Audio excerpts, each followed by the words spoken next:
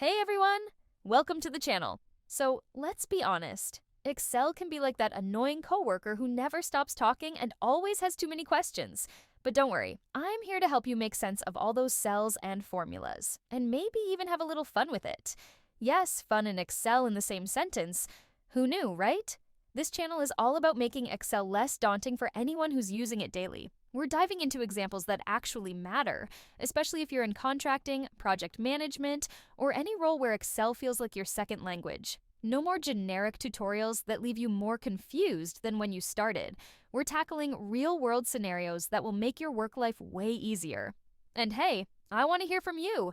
Drop a comment below with any Excel questions or problems you've been struggling with, and let me know what you'd like to see in a video. Your spreadsheet nightmares are about to become a thing of the past, so stick around, hit that subscribe button, and let's make Excel work for you. All right, let's dive into today's task, making a simple project estimate in Excel. I will use a hallway renovation project as an example, but do not get confused. These principles are transferable to a wide range of projects. Because, of course, someone probably came up to you and dropped the, "So how much is this going to cost?" bomb. And now it's your job to figure it out and make it look easy. Lucky for you, we're here to make sure you have all the answers ready to keep management smiling, or at least not complaining. We're going to walk through a method that serves up all the info management wants, wrapped up in a neat little package that they can actually digest, without their usual endless list of questions. For this example, we're focusing on a hallway renovation that includes redoing the flooring, repainting the walls, and doing a bunch of drywall repairs. Fun times, right? So, if you're ready to dazzle your boss, save yourself some headaches, and knock this estimate out of the park, let's get started. Grab your coffee, fire up Excel, and let's break down this estimate step by step. Let's get this done. What the hell did you do to this poor spreadsheet? It looks like trash. Okay, now start a new sheet. Click the little plus sign at the bottom. Okay, zoom in a bit.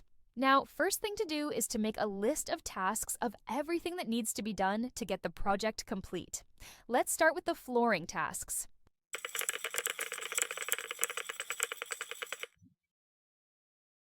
It's also a good idea to make a column for the trade, since we will have flooring, painting, and drywall on this project. Okay, great. Now let's list out all the tasks, keeping it simple for this example. For the flooring, let's just put something for removal, preparing the floor, and installing the new floor.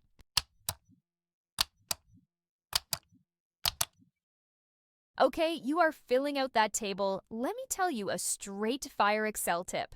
If you want to copy the cell above the one you have selected, you can hit Control and D and it will copy it. Hallelujah! Whoops, excuse me. All right, let's get into the next part, painting. So for painting, we're obviously not just slapping paint on the walls and calling it a day. We'll need to prep the surface first. Because shocker, nobody wants a sloppy job. Oh, and let's not forget to throw in some lines for the drywall work while we're at it, because why not make things a little more complicated? Here's a quick tip for entering data.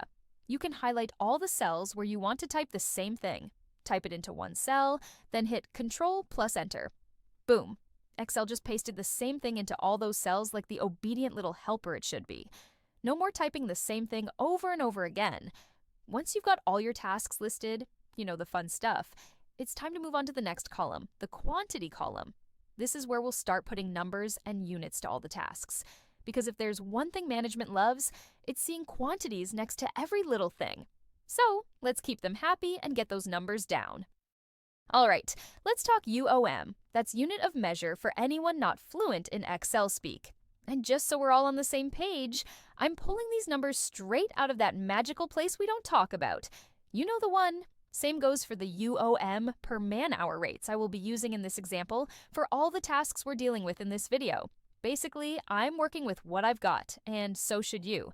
But hey, if you're at work, you should have the rates and all those fancy numbers you need. So, no excuses. Use what's available to you and make it work.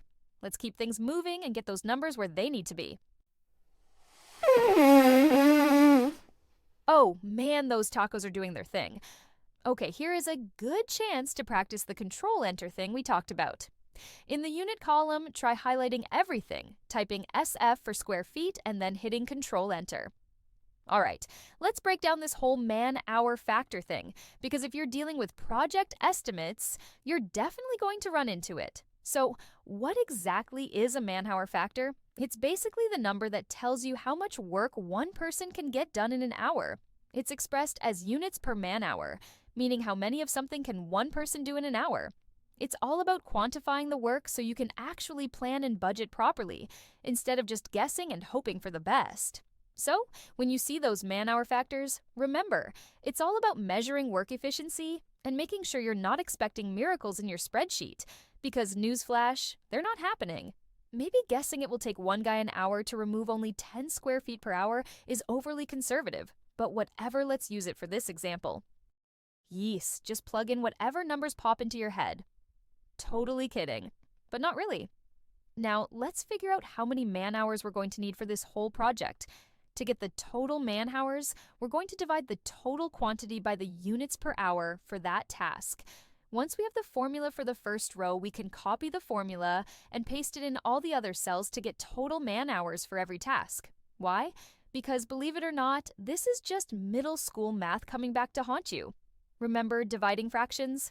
Yeah, same vibe here. You've got your total quantity, divide it by how much can be done per hour, and boom, there's your man-hours. Nothing too fancy, just basic math doing the heavy lifting. So let's get those numbers crunched and see what we're working with. Okay, now put some numbers in there for how much these people are making per hour. Don't overthink it for this example. Remember, these numbers are totally meaningless. Hurry up. My grandmother with arthritis types faster than you. Put any number, let's go. All right, let's keep rolling. To get the labor cost, all you've got to do is multiply the total man-hours by the hourly rate. See, middle school math strikes again. Hopefully, you've still got those basic skills handy because it's not getting any more complicated than that. So go ahead, fill out that table, don't overthink it. Next up, let's add a column for materials. And depending on your project, you can toss in more columns for any other costs you might run into. Think subcontractor costs, shipping fees, disposal charges, equipment rentals, the whole 9 yards. But hey, let's not get too crazy for this example. We're keeping it simple with just labor and materials. So get those numbers in and let's make this estimate look sharp. All right, let's take a little break from all the numbers and formulas and just have a moment here, shall we? I've got to ask, what Excel videos do you want to see next? Because honestly, this channel is all about making your life easier, so throw your requests in the comments. Got a formula that's driving you nuts? A spreadsheet problem that keeps you up at night? Let me know, and we'll tackle it together. And hey, can we talk about my assistant for a second? I know. They're typing like they've got all the time in the world. Sorry about that. Trust me, I know you can crank this out way faster, and I'm sure it's a bit painful to watch someone hunt and peck their way through. We'll work on that. I promise. Also, can we just address the elephant in the room? This table formatting? Yikes. I'm seeing it too. It's not exactly a masterpiece, but don't worry, we'll clean that up soon. Because if there's one thing we can't tolerate, it's ugly spreadsheets. So stick around, we'll make it look good. I guarantee it. Oh, and whatever you do, don't click away just yet. We will keep mentioning useful shortcuts and giving tips for throughout the whole video. Trust me, knowing more keyboard shortcuts, it's going to be a game changer for your spreadsheet skills. So hang tight, grab a snack if you need to, and let's keep going. All right, y'all, let's get back to the video. So we have some numbers in there for the labor cost and the material cost. Now, before we go any further, let's tighten up this formatting so it doesn't look like the spreadsheets from that guy that got fired last week. All right, let's talk about headers for a second because, in my opinion, all headers should absolutely be bolded. They've got to stand out from the rest of the data. Otherwise, everything just starts blending together like one big mess. Ain't nobody got time to squint through that. All right, pay attention here. This is the button you need to adjust the number of decimals in the man-hour column. Whether you need to increase or decrease them, this is your go-to. We're rounding everything to the nearest hour because no one needs to be dealing with those tiny decimal nightmares. Next up, let's convert those costs into dollar form. Super easy. Just use the keyboard shortcut. Control, Shift, and the dollar sign all at once. You can do this trick for many Excel formats by holding Control and Shift, and changing the last key. For example, Percentage format is Control-Shift and the percentage sign.